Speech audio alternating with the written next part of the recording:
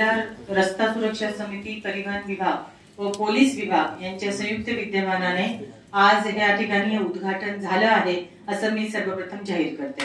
कारण कुठल्याही गोष्टीला संवेदना असल्याशिवाय आपण त्या गोष्टीची काळजी घेऊ शकत नाही.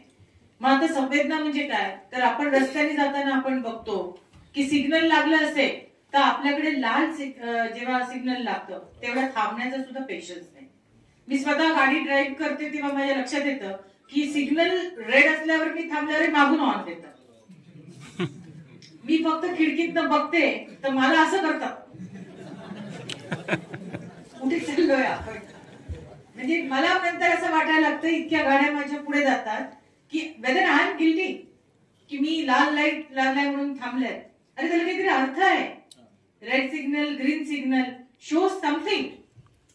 म्हणजे केअर, संवेदना आणि स्वतःची responsibility. It is not a government एकट्याची रिस्पॉन्सिबिलिटी आहे, ही प्रत्येक नागरिकाची सुद्धा तेवढी जबाबदारी आहे.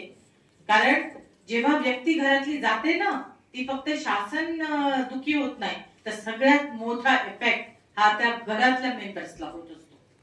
आणि जेव्हा अशा घटना होतात तेव्हा सरांनी सांगितलं की सीट बेल्ट लावणं किती आवश्यक आहे, त्यांचं हेल्मेट लावणं किती आवश्यक आहे.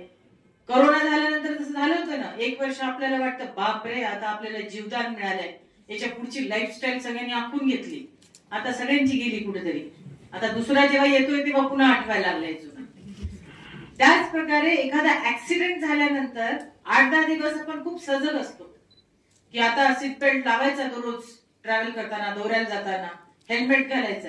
आणि 4 दिवस राहतं जेव्हा घरातली कुठली तरी व्यक्ती पुन्हा नातेवाईकातली फ्रेंड सर्कल मध्ये जाते तेव्हाच आपल्याला याच्या जाणीवा पुन्हा म्हणजे आपल्या ठिकाणी येतात.